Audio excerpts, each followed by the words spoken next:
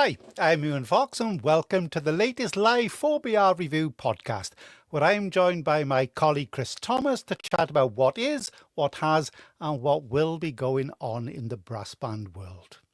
Our main topic of conversation tonight is all about our musical future and how we can break free of our self-imposed confines to reach out to new audiences. Your opinions are key to that, so please be part of the live discussion by posting your comments in the YouTube comments box on the side of the screen. The catalyst is partly based on the response created by the recent 4BR article from Peel to the Proms. That explored how banding could learn from the approach of Sam Jackson, the man at the top of BBC Radio 3, who has won both critical as well as popular acclaim by the way in which he has overhauled the musical outlook of both the station and the Proms Music Festival. After that, we touch on our review recommendations, and we want to hear from you about your own concert, CD, LP and book selections as we put forward our own featured items and choices. Plenty then to get on with, so if you have an opinion or a viewpoint, get those little fingers typing as we go along. So, hi Chris, great to catch up again. Good evening, Ewan. Evening indeed. That thorny old question to tackle. Just how on earth do we break free of our musical chains to reach out to new audiences? And are we really in a cul-de-sac of our own making? Or is there a way out if we really want? Come on then, that's one question to start off with. And it's a multifaceted question, Ewan, isn't it? I mean, first of all, you could argue, yes, that we have backed ourselves into a cul-de-sac, but is there a way out? Yeah, that there are several ways out. And I think all of them involve, the one, I think, common denominator with all of this is thinking outside of the contesting box. We have to, and we've said it before, but we have to, and before I say any more on this subject, I'm not knocking contesting. You and I grew up in bands contesting. I loved contesting, you, and I absolutely loved it. It was, it was the lifeblood of my years in competitive banding. But the reality is that we have to think outside of that competitive box, as we've said many times before. So we can set contesting on one side and say, look, that can continue. That's not a problem. What we have to be looking at is different ways of engaging with the community, engaging with different musical genres, engaging with the different audiences, more diverse audiences, etc. And there are many ways of doing that through educational institutions, through media, through bands being a little more outward looking in their program choices, in their repertoire choices, and that's just a few. There are many others that we could talk about. Well, looking back at the article that I actually wrote, I did it really because, of all things, I read an article in the Daily Telegraph. Not that you think I usually read articles in the Daily Telegraph, I have to say, but even the Daily Telegraph was congratulating a chap from the BBC. You wouldn't have really thought that with them. And it was Sam Jackson. And they were talking, and their music critic was talking about the way in which he had rejuvenated people's, almost their stereotypical expectations of what classical music is about. Now, Jackson is a clever bloke, and he had actually, rejuvenated and reinvigorated classic FM by giving it a slight tweak, making it personality-led to start off with, which mirrored something that had been going on in the USA previously when you had people like Oprah Winfrey giving recommendations on books, etc. And all of a sudden, people saw that there was a great uptake and interest in reading, and the same thing he thought is that could be happening with music. And it actually worked with classic FM, and he's taken that then onto Radio 3, and he's taken it now to the Proms. And I think there's a part of that when I wrote the article where I thought we can learn from that. He looked at something, he says, yes, it is working, it's okay, but I can improve on it. And I think especially with the Proms, especially this year, with the combination that it's had with serious music, the Mahlers and the Shostakoviches, etc. And then he links it in with, I think it was a Traitors Prom. And they found that, people were going to the Traitors Prom and then actually buying tickets for the serious music the following day or a couple of days later, Yeah, etc. yeah, So yeah. there is something to learn from that, and we must be aware that people are thinking in new directions, and it is working, and we can learn from it. Yeah, and I, to be fair, I think the Proms had started to move in that direction before Sam Jackson arrived on the scene. I mean, I think we'd had a Doctor Who prom, for instance, before. There's been CBeebies proms, which is terrific. I mean, involving younger people, school children, etc., all of which is incredibly valuable. I think what Sam Jackson has done is he's come along and he's I think fine-tuned that concept to a more finely honed degree. It's a really difficult balance to strike, and I'm not sure I'd want to be in his seat, to be honest, Ewan, because it's actually, on the one hand, the Proms is like any other music festival. You've got a very dedicated audience of traditionalists who make up a large part of the audiences in the Royal Albert Hall for the Proms. And you've also got the element of staying true to the spirit and the feeling, or the concept of what Henry Wood created the Proms to be all those many, many years ago. Now, that's not to say it can't change. It should change, it needs to change, it must change, and it is changing. It's as simple as that. And I think what Sam Jackson is doing is taking it in a slightly different direction. There's a hugely diverse range of music at the Proms this year.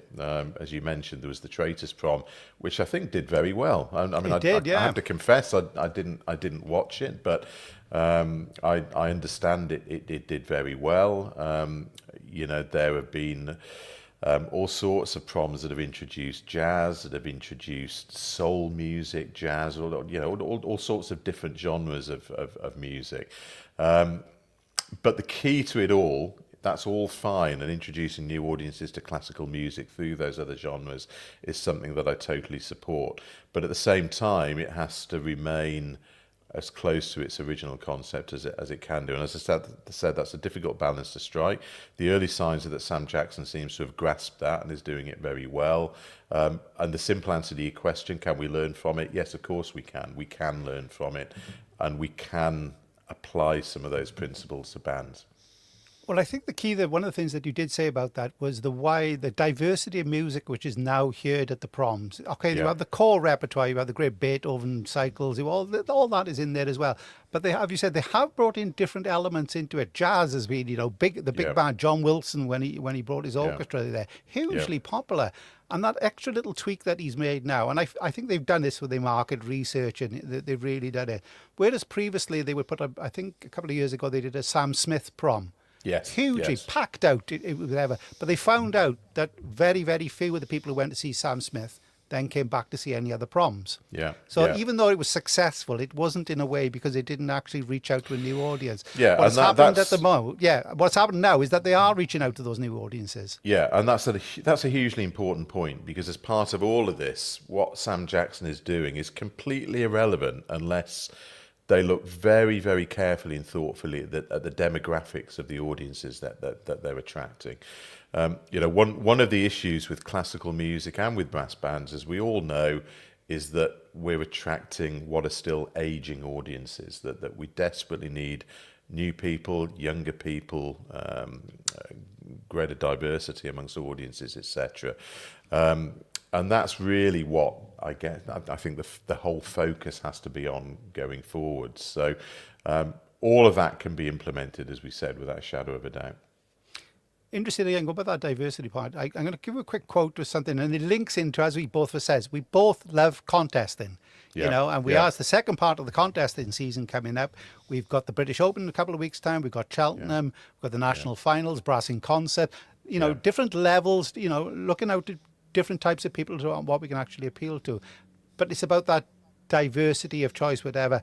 And one of the things, going back to the repertoire, which was interesting. I'm going to give you a quote here, and it comes, of all people, from our great friend Paul Hindmarsh. And it comes from the book that he did an essay in the book, The British Brass Band, The Musical and Social History, Trevor Herbert. And he made the point, and it's so pertinent, he says that, I'll have to quote him here, "It is also possible to observe in the evolving brass band repertoire a progression or advancement of musical thought and technical ambition. this has been fueled by competitive spirit that lies at the heart of so much brass band performance. But he puts it into the context of a talk that was given by Robert Simpson. Yeah. And Robert Simpson said, being quite provocative, he called into question what we think is musical advancement. And if you get the balance between musical ambition and technical proficiency right, you get that advancement in contemporary music. What has tended to possibly happen within the brass band movement, that the musical side of it has gone and everything has been concentrated on the technical advancement. So we are playing like automatons, really, all this great music, but musically it's almost meaningless. So people like Paul Hindmarsh has recognised this, Robert Simpson has recognised this, and that possibly explains why we found ourselves in a situation where we are today, where we have a lot of test pieces at all different levels, which sound very, very much the same. Template test pieces in many ways, and we've lost that musical thought behind what we need to be playing, and that will give us, a better advancement and also reach out to a wider audience. Yeah. I mean, that quote from Paul Hindmarsh is quite profound, isn't it? I mean, it's beautifully worded. Actually, it's a very, very clever perception and a very accurate perception, I would say, of where we are, where we've become a template genre, really, as far as the test piece is concerned. And let's bear in mind that Robert Simpson, who made that comment, I mean, Robert Simpson, although he was a BBC producer and worked for the BBC for many years, he was a pretty rigorous intellectual, was Robert Simpson, and you can see that in his brass band pieces, in Energy, in Volcano, in the Four Temperaments. They reflect the incredible intellectual rigor of his music, which is actually quite cerebral music in many ways. But still accessible in this way, though, isn't it? But still accessible, and you can then apply that, as we've said before, to composers like John McCabe. A whole host of composers that you can actually take the same principle and apply it to, where the actual rigorousness of the process of creativity comes through the music rather than the technical element. And I think that's exactly what Paul says so well in that quote. Interestingly, then, talking about from that, if the composers are willing to do that, and it's a point which is made by the first comment which has come through to us this evening from Alan Duggeed. He says, I increasingly think that a combination of apathy and self-interest are the two factors which holds bands back. Anything beyond getting the players for the next contest feels unimportant. So if your thinking is behind just going to a contest and it's not thinking about what type of music you want to play, what type of music you want to explore, what type of music you want to enjoy, then what hope have we actually got with regards to that? Again, so he makes the pertinent point that for the willingness of the composers, which is great in a way, and there are a lot of composers who do want to write for the brass band medium, that can account for nothing if all brass bands want is a template test piece, which they think will tick the boxes for adjudicators. So it leaves us with a little bit of a problem there. It does, and it leaves us with the problem in terms of what do our players in brass bands really think? Do they thrive and do it purely for the adrenaline of contesting, or do they do it for musical satisfaction? And actually, you could ask the same question to audiences, but I think I know what the audience answer to that would be straight away. Audiences want to hear bands tested technically, but they want to hear pieces that are musically satisfying to listen to as well. So Alan makes very pertinent points. Self-interest, that's a complicated point. Self-interest. I think it's actually more about what bands people themselves and what the players really want. And I hope that there is very much a nucleus amongst players, and we were players in our day, Ewan, both of us. I do hope that there is a nucleus amongst players that really want the satisfaction of playing music of real quality, and not just the satisfaction of sitting on a contest stage and getting a podium place. Interestingly, that leads on to a point that Malcolm Wood has brought up, and he says, various points here, too many to mention, he says, but why don't we ask people who have a banding background but have gone on to other parts of the musical world, whilst they are applying their craft, what they think that we need to do. And it's an interesting point, you see, because It is. we are very wary of people who leave the brass banding world, especially young people who leave the brass banding world. I think of people like Peter Moore, the Fountain Brothers, Yeah, etc. yeah, And, yeah. Ross Knight, etc. They've gone on to play for the great orchestras of the UK and Europe and are fantastic conductors. Now, even though they are young, they would be the ideal people to say, right, what have you found out from your experience with these great orchestras, how they connect through their conductors and through the music that they perform, and how do they reach out to those audiences? But we don't like the outsiders coming in and telling us about what we need to do. Look, we should never, ever be wary of seeking the opinions of people like James and Thomas Fountain, Peter Moore, Ross, as you say. We should never be wary of seeking the opinions of people like that. First of all, they're not outsiders, they're insiders.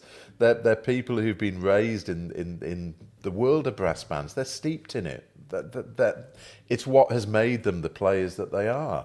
The fact that we've given them the platform, the brass bands have given them the platform to move on and play for some of the world's great orchestras is fabulous. And I think every one of those players would attest to that. I don't think anyone who you've mentioned, and there are others that we could mention as well, but I don't think any of those players would argue with that point. So absolutely, we must engage with players like that have gone on. We must also engage with conductors. So we can move on. We can talk about John Wilson. We can talk about Martin Brabbins. People, who have, again, been steeped in brass bands as youngsters, both as players. Martin Brabbins is a euphonium and trombone player. John Wilson as a percussionist, and used to play for Ever Eddie all those years ago. These are people that we should engage with and who can actually help us, because that's what it's about. It's helping us to move on and to create different perspectives outside of the brass band movement with people that matter. Sam Jackson is just one of those people. There are others, but it is. Sam I Jackson always is find, definitely one of them. I always find, I'd be fortunate to speak to people, when Trudy was involved with the proms and different festivals, all this type of thing. They do know about the brass banding world. Yeah. What we think is important about brass band world, however, isn't that important to them. And contesting is the one side of it. They want to know what artistically that we're actually doing.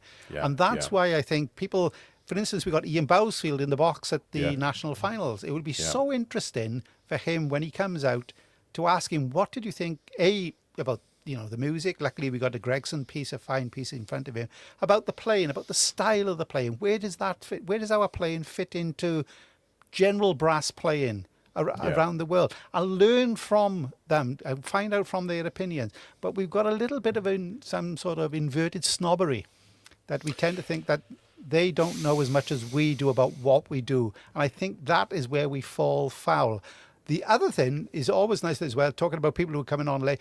We've got Liz Lane, who has come on, a composer, of course, some great pieces that Liz has done, and somebody who has really embraced working with brass bands with different genres. She's done things with Bhangra music, etc. All sorts of things there. And she says, how can writing for brass band be made more accessible for composers new to the genre? I know at least two highly respected composers who either felt unable to give it a go or tried and gave up. That's the saddest part of all. Now, even young composers, that's sad enough and ever. When you got an established composer who just thinks to themselves, I would really like to it, but I'm being told what I've got to write rather than what I would like to write back for brass bands. Yeah. Then that really is a lost cause. Yeah, well, look, if what Liz says, I mean, I don't know who those composers are, and if that is true, which I'm sure it is, then that's a tragic situation, and it's something that we've got to put to look right. Now, one thing I would say is that Liz, beside being a composer, is an educationalist. She's a university lecturer.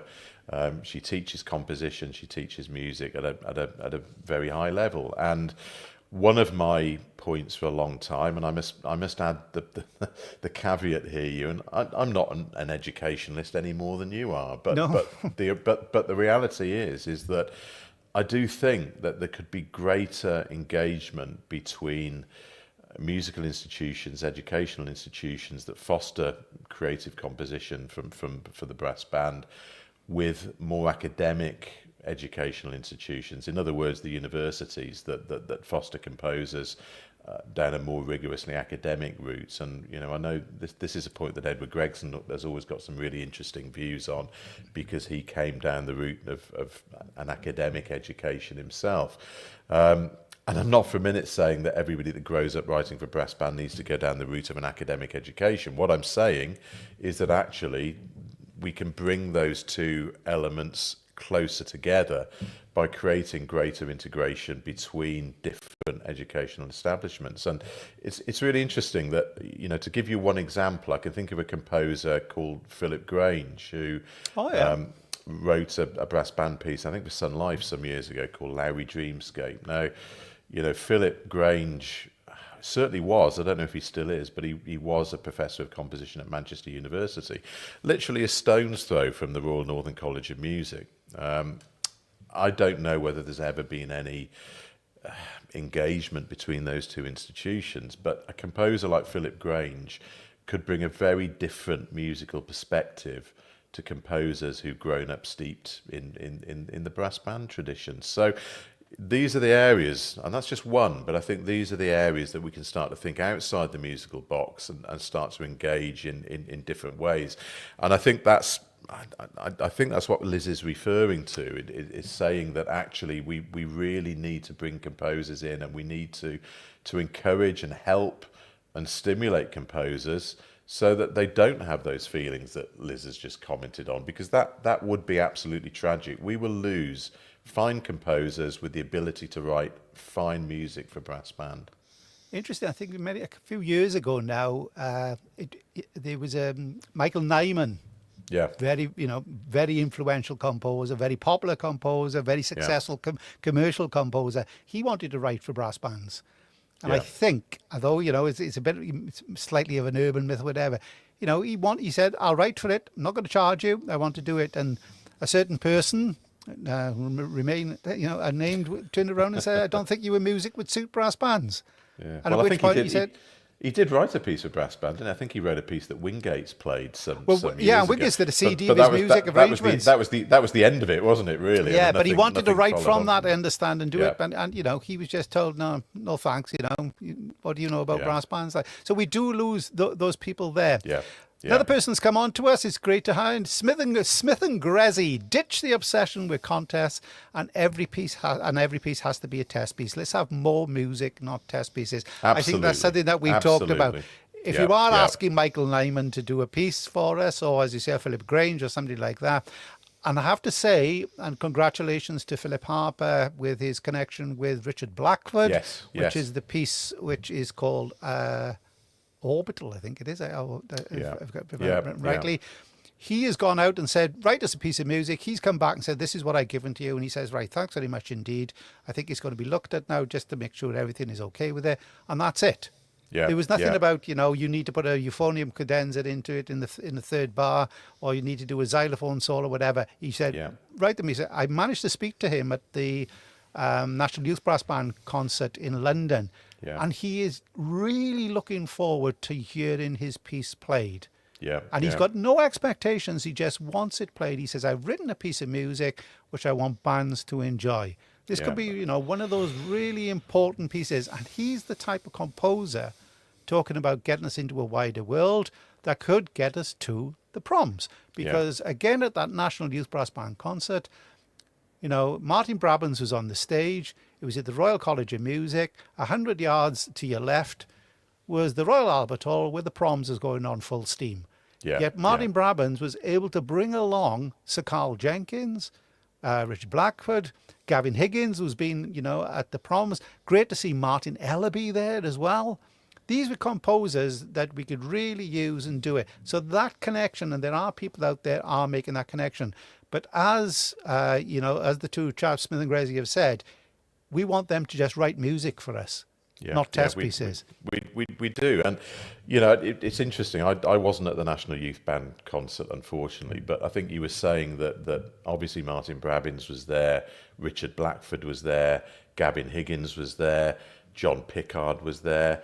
I mean, how important is that to have creative voices like that, which, and I think Martin Brabbins was probably instrumental in that to some degree. But how vital is it that we've got creative voices like that sitting in the same concert hall, listening to the National Youth Brass Band, the finest of our young players, and listening to what a band can do under the direction of Martin Brabbins? I mean, you just cannot overemphasize how important that is.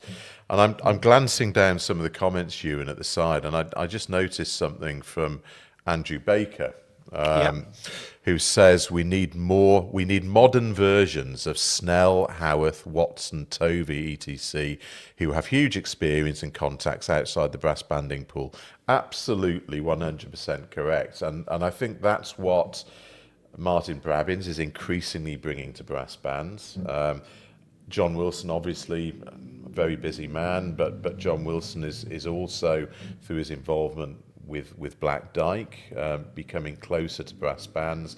But Andrew's absolutely right. We need these people. We need these conductors. We need these innovators and people that can cross the divide between brass bands and classical music to help us. That's what we need. We need them to help us. Andrew has got he's a really deep thinker about brass banding, and he does see, and he sees the music, especially because he's worked with Edward Gregson. He sees it in that wider context, and he's always done. He's always argued against, as he says, another point that he's just made. I've long argued against the close shop of brass band conducting. Why has nobody asked Gareth Smalley and Bowsby, John Wallace to come up and spend a few weeks with the band?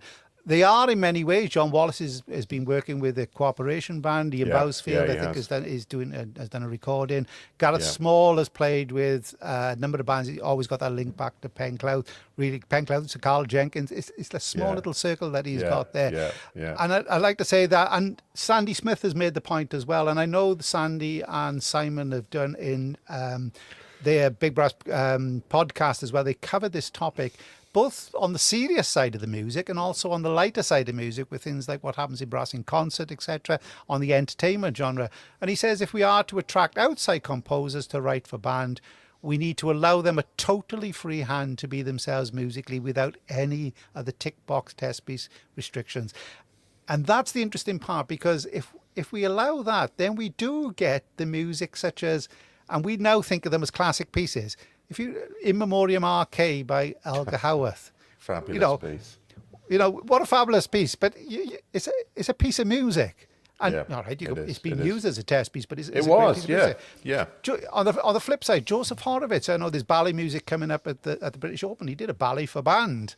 It's a fantastic piece of imaginary ballet in the mind. You got these people that are coming through, and it is we need to make that connection. Somebody else who has come back on, our friend Alec Gallagher, and he says other things which would connect the brass band in with the rest of the musical world: disengage from contests and stop wearing 19th century quasi-military uniforms. You're right there, Alex, as well. But I think a point with Alex, he always goes to the festivals, and he's not a contest goer. He's recently picked up on a piece called the Peter Cutters, Peter Maxwell Davies. Yes. And these composers are out there. They've written major works of brass bands, but they fall quite quickly into neglect. Now, I don't mean them to go onto the contesting stage, even on the concert stage. So we need to reinvigorate, reintroduce, and almost re-educate ourselves to put that type of brass band music back on our contest and concert programs. Absolutely. I mean, I'm looking down some of the comments, Ewan, and I mean, Sandy Smith has listed about 10 or 12 composers. I mean, all great choices. I mean, people like, there were so many crossover genres here with the music as well, from Rachel Portman, who's made a living out of film and television music, Brian Eno, who straddles many musical genres. Frippanino, was he that? Frippanino, he was. Cecilia McDowell, who writes the most exquisite choral music, but is also has also written a lot of orchestral music, etc. Joby Talbot, now there's a really interesting character. Played in the Divine Comedy, the group with Neil Hannon. But written some some really interesting music, and there are so many fantastic names here that Sandy's listed. Goodness me, Nigel Osborne, Debbie Wiseman, another composer. We could go on. We could go on. But the point is that all of these people have the ability to write great pieces of music for a brass band. We've just got to engage with them. There's a question about funding. I think Sandy also raises the question: how do we actually encourage the funding for these pieces to be written? In all honesty, we could have a whole podcast about that, Ewan. We could actually devote a whole podcast to how we do that, because it's a complex question. But look, let's go back to the Richard Blackford piece that's just been commissioned. Yeah. There were, I think, 4 other composers, Ewan. Am I right? Because I know Tredegar were involved in that as well. I think there were 4 other composers who it's hoped will be commissioned along similar lines. And the key with Richard Blackford, and I've heard a fair bit of music by Richard Blackford over the years, is that his music is approachable, it's accessible, it's melodic, it's tonal. But above all, it's musical. And I think, coming back to a point that you made earlier, if somebody had said to John McCabe when he sat down to write Cloudcatcher Fells, look, you've got to stick to these principles, John. You know, you need a cadenza for the euphonium, you need a cadenza for the cornet, you need this, you need that. John McCabe's answer would have been very short. I can guarantee it, and it would have probably consisted of 2 words, Ewan. Actually, yeah, you know, yeah. I've ever read the book with his letters. He had a very acerbic turn of phrase. I have to say, I must be a fascinating, interesting character there. Alec Gallagher has got back as well, and he said that Philip Grange told me that he would be delighted to write more for brass bands if someone offered to pay him.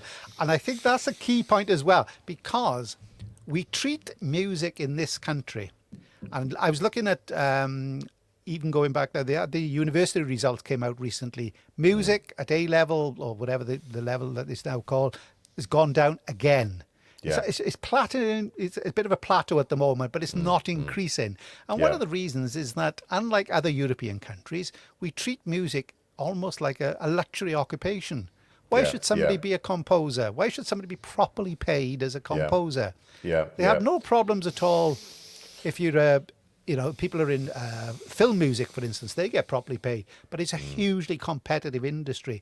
The same with video game music, which, again, highly paid if you get the breaks and if you get, on some of these games which sell absolute millions around the world. There is music in there. If not, you can write a piece of music that could be downloaded 10 million times on Spotify and literally earn tuppence halfpenny. And you've got that problem. You've got the rise of AI, which I know Sandy Smith and Simon have looked at on their podcast. And the way in which I was on an ISM podcast and listening to composers talking about how AI is now literally decimating the commercial composing industry. And when I say that, not with regards to huge 20-minute works, but literally the bread and butter stuff for 30-minute commercials. It's all AI generated now. So at all ends, but both ends of the spectrum, there are problems arising there. Again, Liz is saying, she say couldn't believe about Michael Nyman, but it's now too late.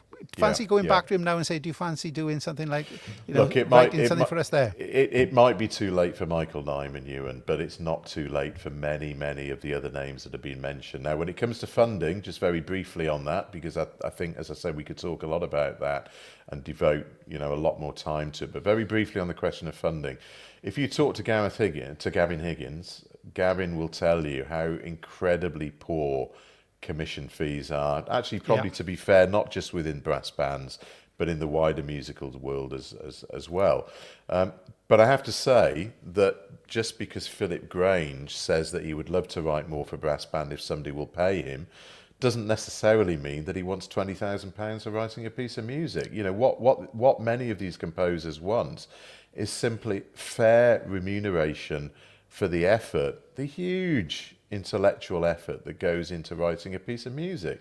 But I think that needs to be valued, doesn't it? Yeah, it I does. think that needs to be It valued. does. On the flip side of that, you can say that if we don't pay, what you do get is template music. Yes, yes, So if yes. we don't actually place an actual value on what is that, the graft and the craftsmanship behind a piece of music, and you're only prepared to pay minimum amount of money for it, Yes, you're going to get rubbish absolutely. back. What's the incentive for those composers? So we have to make that balance between the two of them. We do, and we have to respect the composers, Ewan. We have to respect the fact that at the end of the day, many of these creative people, they're trying to earn a living. They're like the same as the rest of us are. So, we have to be respectful to that. They deserve a fair return for what we ask them to do. So there is, there's a lot of conversation that could be had around that particular point, and maybe we ought to focus on that on a future podcast, because I'm sure that many of our commentators that have commented tonight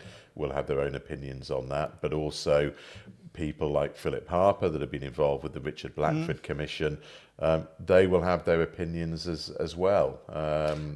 There are rumours, I heard, Paul Mailer is doing a piece with Foden's, which Yes, is yes. going to be done, I think, he runs a St. Asaph Yes, that's festival. correct, yeah. Now, there's a man who bridges the two, a bit like Martin Brabbins and Gavin Higgins and these people. They actually bridge, and they are people who are listened to, highly respected. They're great advocates for the brass banding world. Yeah, I think the piece that Paul's written is called Tranquil Abiding, and again, the interesting thing about Paul is that, as you know, Paul's got a background in brass bands as well. Yes, fine euphonium player. Play once. for I heard Norfolk, him in I think, Tredegar once.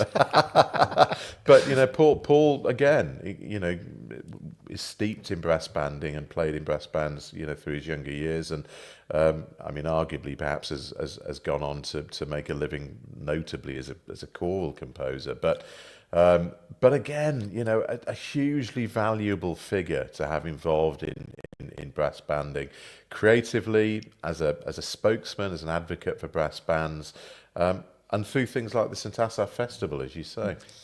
And if somebody's in the right, if we can make that link between possibly what Foden's are doing there with Paul Mailer, because you have to think of it, he's got influence, and use that influence in a positive way. That could get brass bands possibly back to the proms.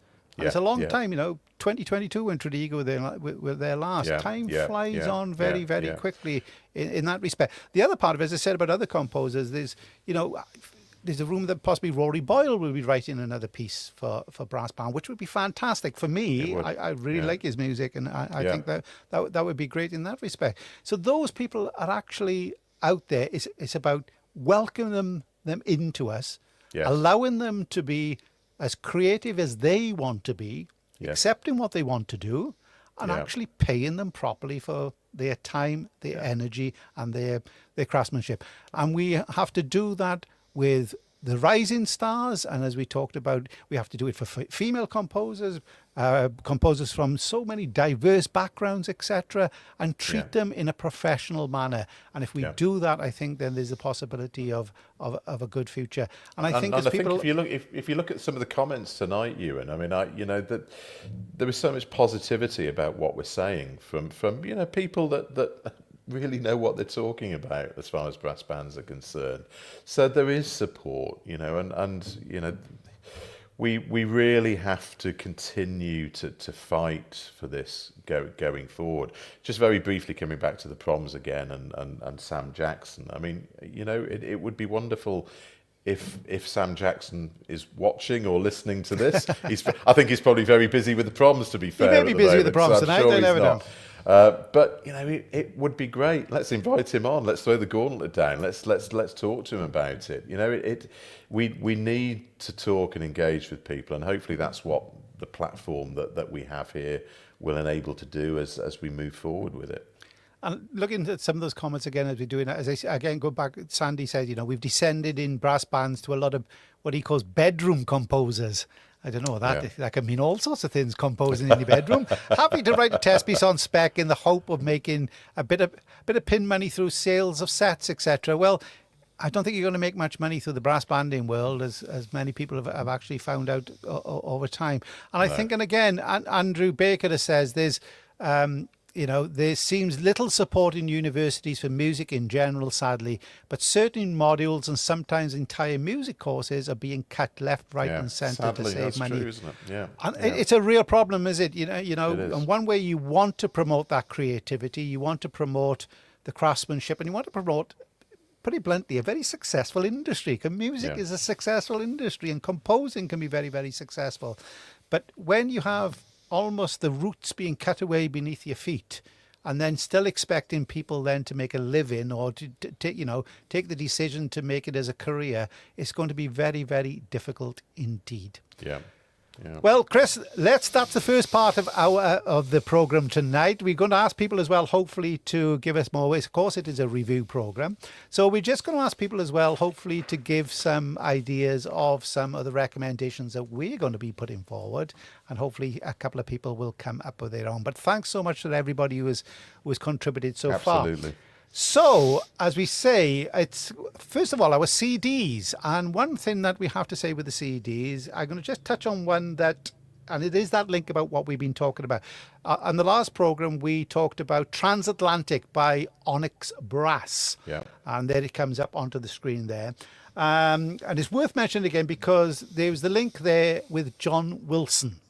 Now, John Wilson is a very busy man, but he takes time out of his schedule to make sure that he links with brass all the time. And if you haven't listened to this CD, please go and do it, because not only is the playing fantastic, but there's also fantastic pieces on there. And it goes back to the point, when you ask composers to write the music that they want to write, they come up with absolute gems. There's a Joseph Horowitz piece on there. It's a terrific piece. The musical suite, yeah. Oh, yeah. You listen to that and you think, that's absolutely brilliant, isn't there? Beautifully written. And we never heard enough from Joseph Horowitz, really, for in the brass banding world. So we got that one there. So that's that one there. Another one that has come through, and is another link about a band that's actually looking out in the future, and that's the International Staff Band conducted by bandmaster Dr. Stephen Cobb. It's on the Doyen label, and it's the Heritage Series of Volume 8, music from the 2000s. And the interesting part with this one is that this really features music about the changing in the genres of Salvation Army music, rather than featured just specifically on composers, etc. So it even shows that within the Salvation Army, which can be conservative with a small c when it comes to its musical choices, that there has been that almost a definite shift in it. And interestingly, if you buy it, the last track is Andrew Blythe talking to Dr. Stephen Cobb about the music, and he puts it into context. And once you do that, an audience can, appreciate what the composers are writing about. Yeah. And not just, here's another one with another, marimba and Peruvian nose flute cadenza in it for no apparent reason. It goes back, Ewan. I remember changing the subject very slightly, briefly, but I can remember, the days when orchestral concerts or orchestras introduced pre-concert talks about new works and new music, and it transformed audiences' understanding of what new music was about before they heard it. Of course, since then, those kinds of talks have been quite commonplace. But how important is it to hear people like that talking about the music and not just committing it to print in a booklet note? So maybe, maybe more of that should be done, where actually, in addition to the music on the CD or the recording, that we actually have conversation with composers, conductors, etc. It's interesting you say that, because both of us, we've been enjoying the proms. The Aurora Orchestra were on the other night, I think it was on Sunday night, doing Shostakovich 5. Yeah.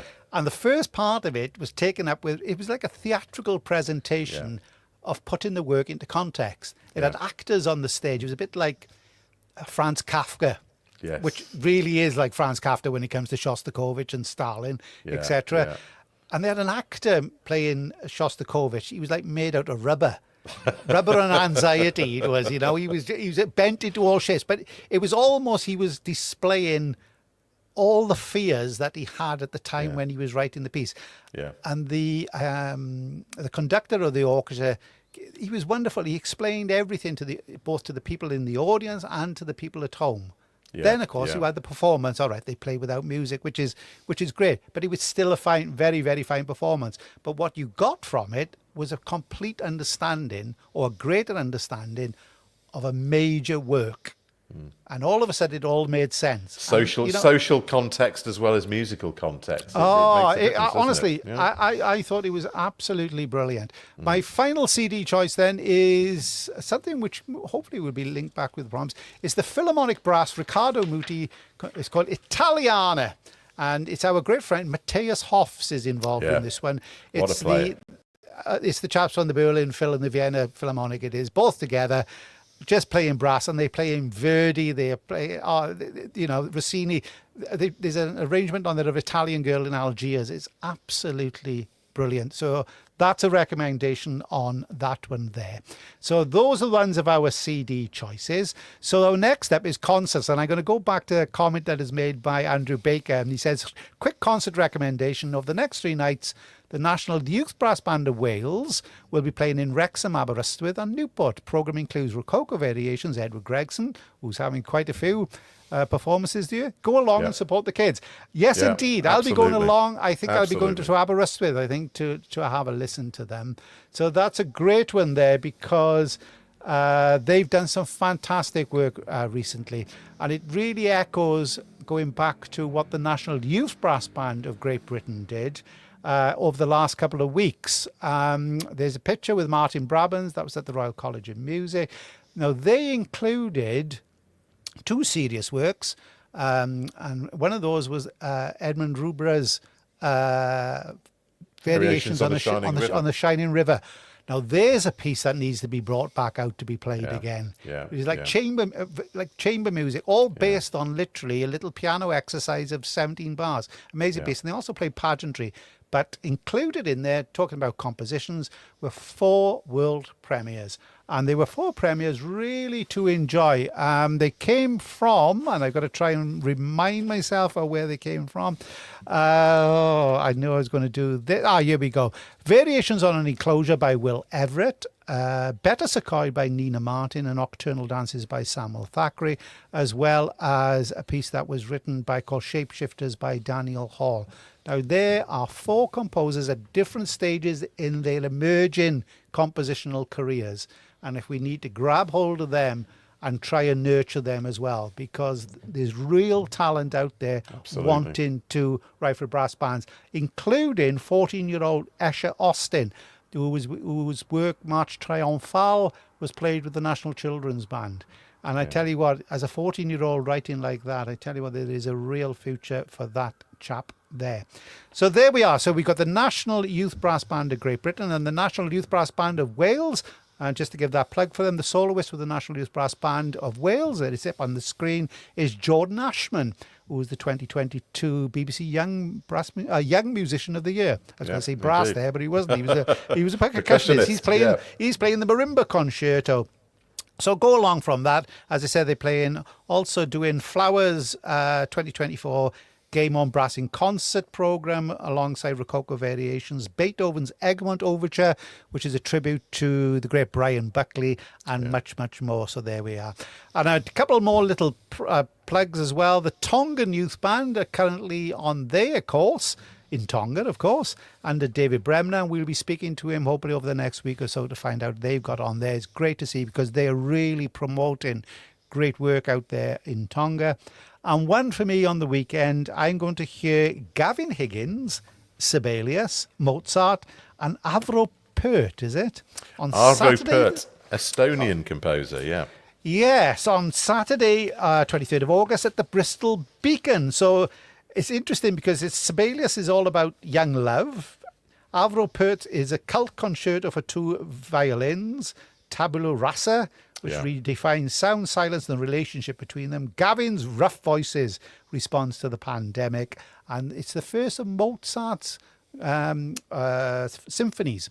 Oh, sorry, one of the last of his 3 symphonies. So there's going to be something really great to see there with those concerts. So that's absolutely fantastic. So people are still coming in. Alex Gallagher said, answer to Sandy Smith, who has been, where does he find a recording of Shining River, or where does it actually fit into our contesting part of it? He says, answer to Sandy Smith, none of the above. CSD Brass, which is a brass over in Cambridge Way, is a brass band, non-contesting brass band. And they're going to be playing at their next concert. And they don't go to contests, as he said. So please, the bands out there, don't do contesting, do concerting as well. So that's where to get that part of it there. So next up, after we've gone for our CDs, is our concerts and CDs. For you, Chris, is one that we're both looking forward to is a bit of Edward Gregson in Pristine in Mid Wales. Really looking forward to that one. And the reason why, you're going to tell us. Well, the Pristine Festival's in progress this week, extending over the weekend, and Monday evening is the closing concert. Edward Gregson has got a world premiere, a piece called O Bard, and a really interesting programme of a Benjamin Britten, a new concertino for clarinet and string orchestra by Hugh Watkins, Welsh composer. Edward Gregson's O Bard, as we said. Piece by Steve Reich, the duet for two violins and string orchestra. A little bit of minimalism there. That is minimalist, isn't it, with Steve Reich? Yeah. And then the intriguing finale of the Shostakovich Rudolf Barshai Chamber Symphony. So terrific programme, obviously for brass band enthusiasts, although it's not a brass band piece. Edward Gregson's O Bard is perhaps the piece that we will latch on to.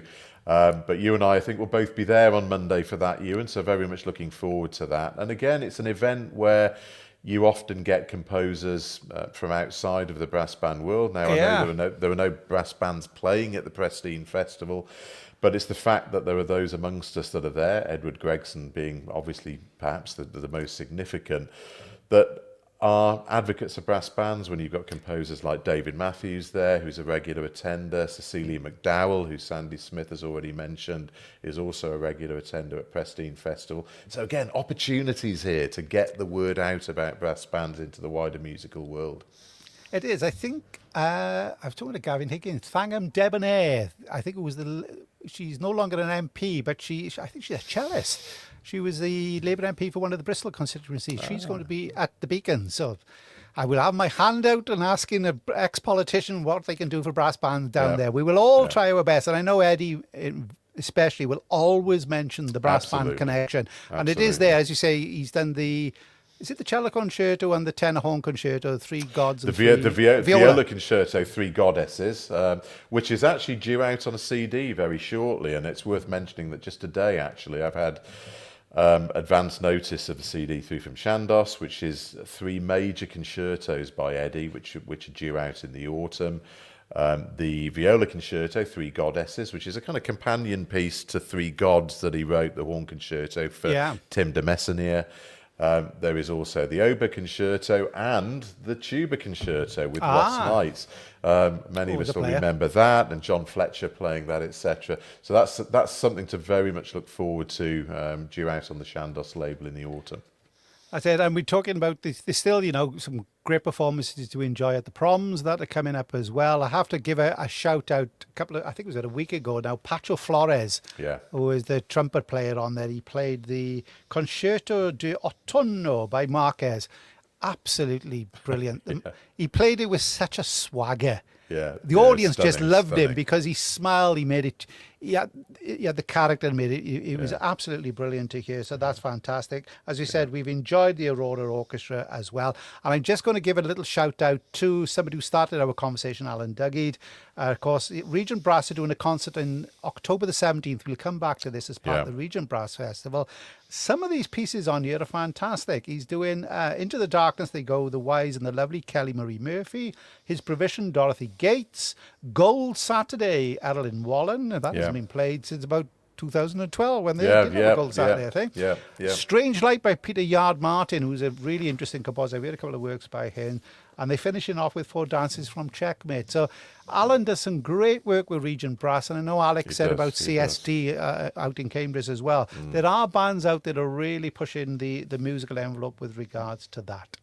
Now, quickly then onto our LP choices, Chris. I'm going to go for the first one, which I know there's some people out there who like their LPs. Steve Jack, I know, who's got a great LP collection. He's put on years one then Le Roi D on Black Dyke on the Paxton label. Favorite overtures in brass, Men of Brass. Camel Laird's and James Scott on the Fontana label. Force of Destiny, Grimethorpe at the 1966 Nottingham Open. Steve, where do you get these records from? He's older than we thought. He's older than we thought, Ewan, isn't he? Him and his great dad. His dad was a fantastic bloke. Wonderful guy. He came with all the kind. It's like I think he really imbued Steve with the spirit of collecting. Yes.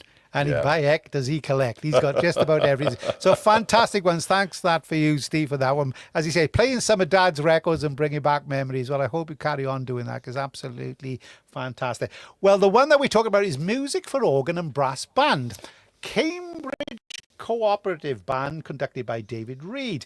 And talking about pieces that maybe could be taken to a new audience and even possibly to the proms. This is a symphonic suite called the Fenlands. Yeah. Which I think, with tongue-in-cheek, he was going to call Fenlandia, which is a good job he didn't, although whatever. But there we go. I didn't know that. That's but by all accounts. Arthur Wills, and he says, it's broken into four movements. The Vikings, Wicken Fen, Oliver Cromwell, and the March to the City of Ely. Recorded in Ely Cathedral itself. It's a wonderful acoustic, fine band, City of Cambridge at the time under David Reed. Yeah, it was. And so it's a very interesting, talking back about that music then, there was something on there. There was somebody, and this is going back to 1982, who was already thinking about how do you get a brass band link with something else to get into a different audience. So a great LP, really, this one. The connections are interesting here because Arthur Wills was the organist at Ely Cathedral. So there was a very close connection, I think, between the band, Ely, obviously in Cambridgeshire, David Reed, who lived in that neck of the woods, I think, in Huntingdon, not near Huntingdon, if I remember rightly. And the piece itself, I've not listened to it for quite a few years now, but it's quite Vaughan Williams-esque, isn't it, if I remember rightly? It's got the rising fifths and all that sort of stuff. It's lovely stuff, though. It's a really, really nice... And I have to say, it's a reminder how really great a corner player David Reed is. He's playing a piece called Touch Your Soft Lips and Part from Henry V by Walton. Yeah. And it's a beautiful... It's only a little tender little cornet solo. You don't hear that type of playing a lot nowadays. You know, everybody's got to go into a European pop backbeat somewhere in the middle eight. But it's a really good one. So if you can get your hands on that record somewhere, please add that to your collection. The other one that we're going to post is Carnival. And this is by, and I know that you've enjoyed this, Sunlove Stancho Band as they were then. They were still the Stancho link. And this goes back to 1979 on the Shandos Records label. And the reason why I picked this one is, it's a bit of a theme. I know lots of bands enjoy doing themes in concerts. But this will be a great little theme, and it covers a lot because you have the Frank Wright's arrangement of Carnival Remain with the Berlioz, followed by Helen Perkins, the third one from Helen Perkins' Carnival called the Burlesque. Yeah. And Helen Perkins is the only female composer as yet to write for a major championship. And that was, she wrote two pieces, Carnival and Island Heritage, 1957, 1961, I think, at the British Open Championship. So we are in desperate need of a female composer to write again for a major championship. Interesting little work, really interesting little work. On the Carnival, the Animals arrangement, great arranged by Gordon Langford. And there's Lisbon Carnival by Gilbert Winter, and Roy Newsom's arrangement of Dvorak's Carnival Overture, which strangely has gone into neglect because Jeffrey Brand also did his version at the same time, which is much more difficult. I think it's in a different key or in the original key. So, but it's some great playing on here. Fine band, Stancho at the time, weren't they?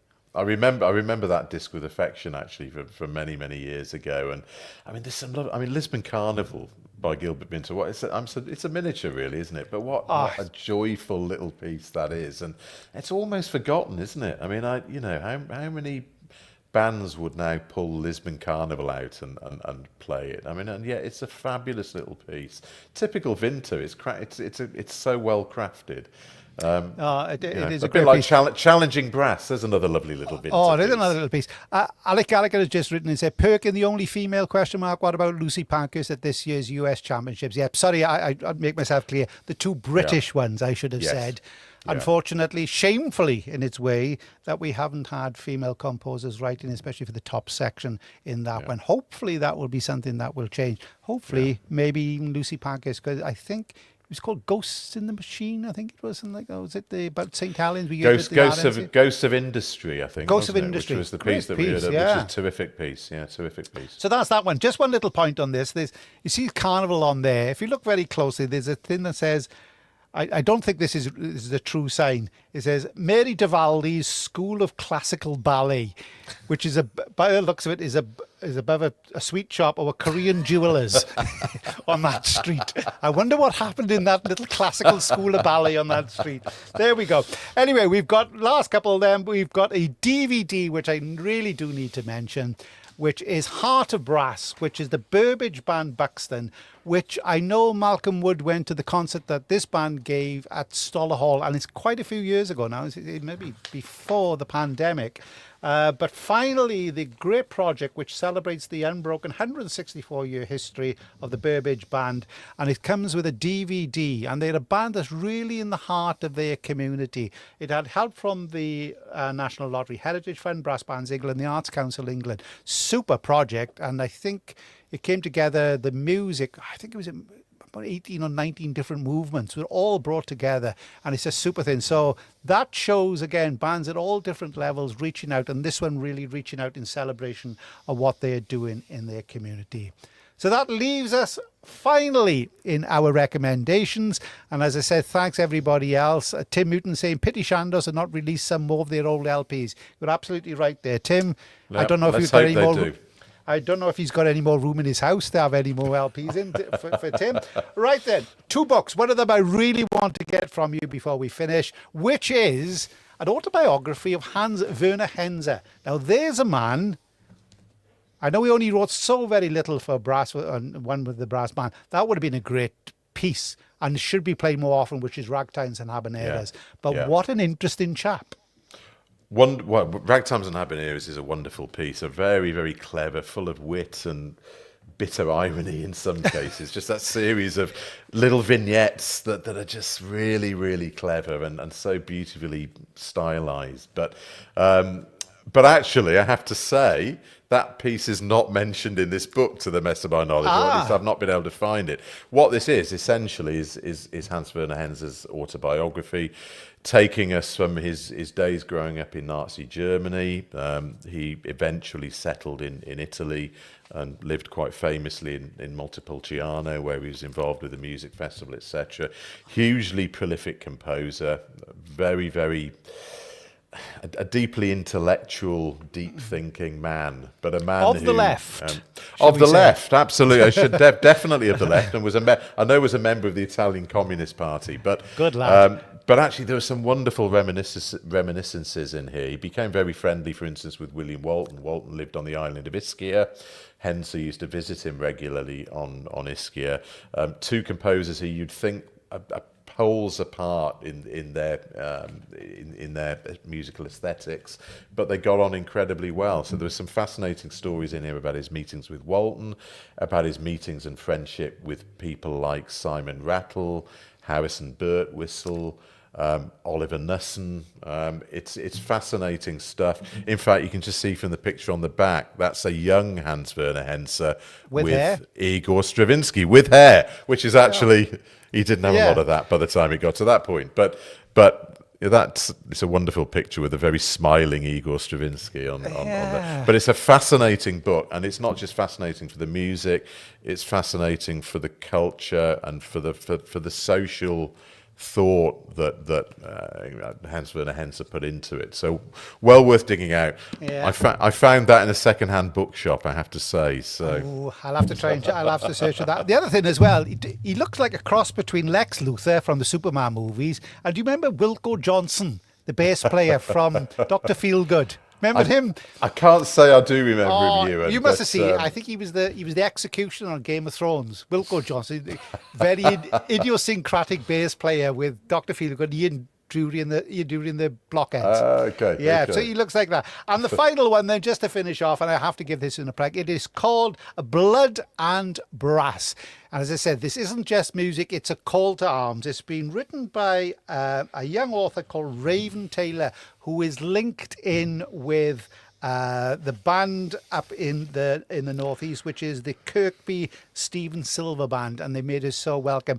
It's a great yarn. It's a typical one. And talking back right to the beginning, going back to contesting, because in a couple of weeks' time we've got the British Open, Romeo and Juliet. Boy meets girl after a while. The trials and tribulations is either going to end in success or disaster.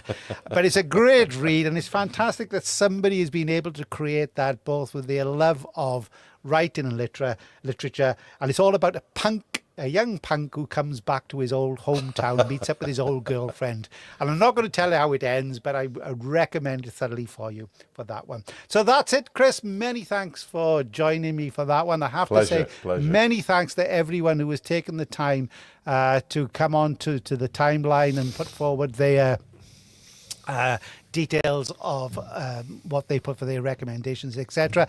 Alec Gallagher, Wilco was a rhythm, not bass. I'm sorry, Alec, I didn't put you down really as an Ian Jury and the Blockheads fan, but you know more than me. But there we go, the great Wilco Johnson. What a way to finish. So that's it. Many thanks, Chris. We will be back. We are doing a special live broadcast on the 3rd of September as a preview to the British Open Championships. So please come back and join us then. And if you've enjoyed this program, please subscribe to us. Make sure you put a notification and come back and join us in a couple of weeks' time. That's it. Thanks very much indeed. Thanks, Chris. And we look forward to catching up with everybody again in a few weeks' time. Cheers, Ewan.